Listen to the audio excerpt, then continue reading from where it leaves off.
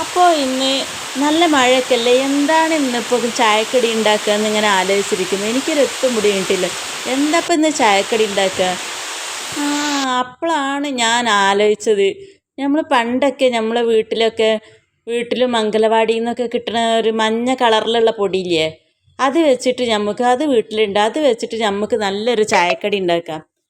ഇതുപോലുള്ള നല്ലൊരു ചായക്കടി ഉണ്ടാക്കാം. അടിപൊളി ടേസ്റ്റ് ആയിരിക്കും. ഷുഗറൊക്കെ ഉണ്ടെങ്കിൽ അതൊക്കെ ഒന്ന് നോർമലായി കിട്ടും ഷുഗറുള്ളവർക്ക്. കുട്ടികൾക്ക് ഇത് ആരോഗ്യത്തിന് ഏറ്റവും നല്ലതാണ്. കുട്ടികൾക്കും മുതിർന്നവർക്കും എല്ലാവർക്കും കഴിക്കാൻ നല്ല രുചി ഉണ്ടാവും, ആരോഗ്യത്തിനും നല്ലതാണ്. ഏത് അസുഖക്കാർക്കും കഴിക്കാൻ നല്ലതാണ്.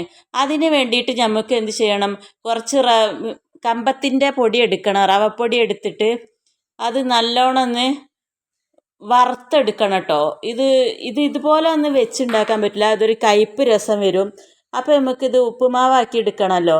അത് വേണ്ടിയിട്ട് അതിലേക്ക് കുറച്ച് വലിയുള്ളി, പച്ചമുളക്, അണ്ടിപ്പരിപ്പ്, കറിവേപ്പില ഇതൊക്കെ എടുക്കുക. എന്നിട്ടൊരു പാൻ അടുപ്പത്ത് വെച്ച് ആ പാൻ ചൂടാകുമ്പോൾ അതിലേക്ക് കുറച്ച് നെയ്യ് ഒഴിച്ചു കൊടുക്കാം. പാകത്തിന് നെയ്യ് ഒഴിച്ചു കൊടുത്താൽ മതി കേട്ടോ. നിങ്ങളെ വീട്ടിൽ ഓയിലാണ് ഉള്ളത് വെച്ചാൽ അതുപോലെ ഓയിൽ ഒഴിച്ചാൽ, പക്ഷെ നെയ്യിലുണ്ടാക്കുന്നതാണ് ഇതിൻ്റെ രുചി കേട്ടോ. അന്ന് ഇതൊക്കെ നെയ്യിലും ഓയിലൊക്കെ വറുത്തിട്ടായിരുന്നു ഈ പൊടി വരുന്നത് അങ്കലവാടിയിലൊക്കെ ഉള്ളതെന്ന്. ഇപ്പോൾ ഇങ്ങനെ ഈ പൊടി വറുത്തിട്ട് വരുന്നുണ്ട്. അപ്പോൾ നമ്മൾ എന്ത് ചെയ്യണം, ഇതൊന്ന് നല്ലോണം വറുത്തെടുക്കണം. ഇതുപോലെ ആ നെയ്യിലേക്കിട്ട് നല്ലോണം ഒന്ന് ഇളക്കി വറുത്തെടുക്കാം. ഇത് കരിഞ്ഞു പോവരുത് കേട്ടോ. അതിന് അധികം സിമ്മിൽ ഇട്ട് വെക്കാൻ പാടില്ല.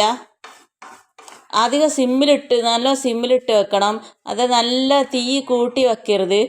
ഇങ്ങനെ പതുക്കെ പതുക്കെ ഒന്ന് ഇളക്കിയെടുത്ത് വേവിച്ചെടുക്കണം കേട്ടോ. അപ്പോൾ ഇത് നല്ലോണം ഇതുപോലെ വറുക്കണം.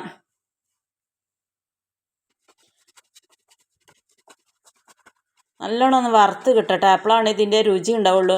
പെട്ടെന്ന് ചൂടാക്കി എടുത്താൽ ഇത് കഴിക്കാൻ ഒരു രുചി ഉണ്ടാവില്ല. അപ്പം നല്ലോണം ഇതുപോലെ ഒന്ന് വറുത്ത് നമുക്കൊരു ബൗളിലേക്ക് ഒഴിച്ച് വെക്കാം. അത് കുറച്ചുകൂടി നെയ്യ് പോരായിട്ടുണ്ടെങ്കിൽ അതൊന്ന് ഇതിലേക്ക് ഒഴിച്ചു കൊടുക്കാം. എന്നിട്ട് ഇതൊരു ബൗളിലേക്ക് മാറ്റിയിടാം.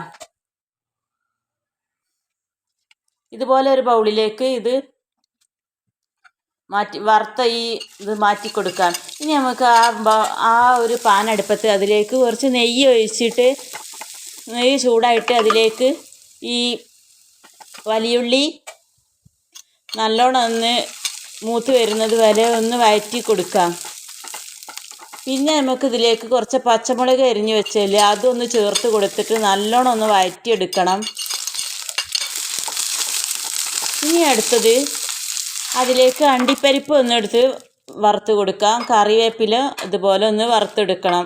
എന്നിട്ട് ഇതിലേക്ക് കുറച്ച് വെള്ളം നമുക്ക് ഒഴിച്ചു കൊടുക്കാം. പാകത്തിന് വെള്ളം ഒഴിച്ചു കൊടുക്കാം. നമ്മളെടുത്ത അതിൻ്റെ അളവിനനുസരിച്ച് നമുക്ക് വെള്ളം ഒഴിച്ചു കൊടുക്കാം. ഞാൻ ഇപ്പോൾ ഇതിലേക്ക് 2 കപ്പ് വെള്ളം ഒഴിച്ച് കൊടുത്തിട്ടുണ്ട്. ഇനി നമുക്ക് ഇതിലേക്ക് കുറച്ച് ഉപ്പിട്ട് കൊടുക്കാം. പാകത്തിന് ഉപ്പിട്ട് കൊടുക്കാം.